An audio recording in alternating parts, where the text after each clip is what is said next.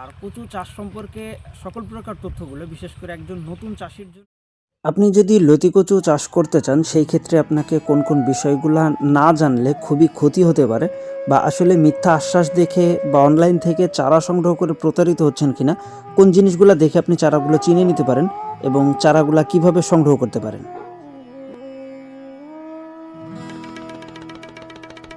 দেশ ও দেশের বাইরে থেকে যে বা যারা আমাদের আজকের ভিডিওটি দেখছেন সকলকে জানাই আন্তরিক শুভেচ্ছা ও অভিনন্দন। প্রিয় দর্শক, একেবারেই সকালবেলায় কাঁচি হাতে নিয়ে মূলত আজকে আমাদের কিছু পুরাতন জমির চারা আমরা ডেলিভারি করব। কচু চাষ সম্পর্কে সকল প্রকার তথ্যগুলো বিশেষ করে একজন নতুন চাষির জন্য বেটার ফলন পাওয়ার জন্য বা চারার কোন কোন কোয়ালিটি দেখে চারা রোপণ করতে হবে, যাবতীয় সকল কিছু নিয়ে আমাদের আজকে।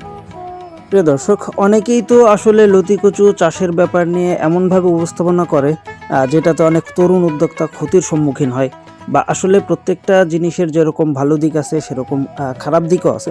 তো লতি কচু চাষের সেরকম কষ্টকর কিছু বিষয় আছে যেই জিনিসগুলা না জানলে আসলে আপনার চাষটা সফল হবে না। সেই বিষয়গুলো মূলত আজকে আপনাদেরকে একটু ক্লিয়ার করি। তার ভিতর প্রথম যে বিষয়টা সেটা হলো আগাছানাশক। এই যে দেখতেছেন আমাদের এই জমিটাতে কিন্তু বর্তমানে আগাছাতে পরিপূর্ণ। অনেকে আছে যারা একেবারে নতুনভাবে চাষ করতেছেন, আর এই আগাছাগুলো দমনের জন্য বাজার থেকে বিভিন্ন রকম ঘাস মারা বা আগাছানাশক যেই ওষুধগুলো পাওয়া যায় এগুলো কিন্তু অনেকেই লতি কচুর জমিতে স্প্রে করে থাকে বা প্রয়োগ করে থাকে। সেক্ষেত্রে কিন্তু আপনার গাছের যে ফলনটা দেওয়ার কথা সেই ফলনটা আসলেই আসে না। তা আসলে লতি কচু গাছটা আপনি যদি সঠিক চারাটা দেখে শুনে বুঝে রোপণ করতে পারেন, বেলে মাটি ছাড়া দোআঁশ মাটি বা এঁটেল দোআঁশ মাটি এই ধরনের মাটিতে যদি এই চারাগুলা রোপণ করতে পারেন তাহলে কিন্তু মাত্র ৪৫ দিনের ভিতরেই যদি 100% পুরাতন জমির চারা হয় সেক্ষেত্রে ফলনটা আসার কথা। তো অনেকেই প্রশ্ন করে বা ফোন কলের মাধ্যমে জানায় যে ভাই আসলে আমার কাঙ্ক্ষিত ফলনটা আসতেছে না, বা লতিগুলা ছোট অবস্থাতে লতির মাথা থেকে চারা জন্ম নিচ্ছে বা লতিগুলা চিকন হচ্ছে, সেক্ষেত্রে করণীয় কী? তো আপনার লতিগুলা যদি চিকন হয় অবশ্যই চেষ্টা করবেন আপনার জমিটা নরম করার জন্য। নরম করলেই কিন্তু মূলত লতিগুলা মোটা হওয়া শুরু করবে। আর যদি দীর্ঘদিন যাবৎ ফলন পেতে চান বা দ্রুত ফলন পেতে চান সেই ক্ষেত্রে আপনাকে করতে হবে সেটা হলো 100% পুরাতন জমির চারাটা সংগ্রহ করতে হবে।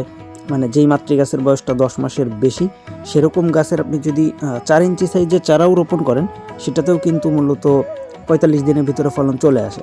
আবার একটানা 10 মাস পর্যন্তও ফলন দেয়। মূলত আমরা এই চারাগুলো আজকে ডেলিভারি করতেছি, যার জন্য সরাসরি মাঠ থেকে আপনাদেরকে দেখানোর একটু সুবিধা আছে। যে দেখেন আমরা এই চারাগুলো মূলত ডেলিভারি করতেছি। আমি যদি এটা একটু দেখাই আপনাদেরকে, দেখেন এর প্রত্যেকটা চারার গোড়াতেই ছোট বড় প্রত্যেকটা চারার গোড়াতেই 3টা 4টা 5টা এরকমভাবে লতির চোখ হয়ে থাকবে। এই জিনিসটা দেখে আপনাকে মূলত চারা সংগ্রহ করতে হবে, তাহলে কিন্তু এর যে কাঙ্ক্ষিত ফলনটা অর্থাৎ 1.5 মাসের ভিতরে যে ফলন দেওয়ার কথা সেটা বাস্তবে পরিণত হবে। আর আপনি যদি পুরাতন জমির চারা সংগ্রহ না করে রানিং জমির চারা সংগ্রহ করেন সেক্ষেত্রে কিন্তু আসল ফলনটা আসবে না। তো অবশ্যই চেষ্টা করবেন এরকম 100% পুরাতন জমির চারাটা দেখে সংগ্রহ করার জন্য। আর চারাগুলা দোআঁশ মাটি বা এঁটেল দোআঁশ মাটিতে রোপণ করার জন্য, মানে যেখানে আপনি চাইলেই পানি দিয়ে কাদা করে রাখতে পারেন সেরকম জমি থেকে চারাগুলো সংগ্রহ করার জন্য চেষ্টা করবেন। এই যে দেখতেছেন আমাদের পুরাতন জমি থেকে আজকে বেশ কিছু চারা আমরা ডেলিভারি করতেছি, আর যার জন্যই কিন্তু সরাসরি মাঠ থেকেই আপনাদেরকে দেখানো।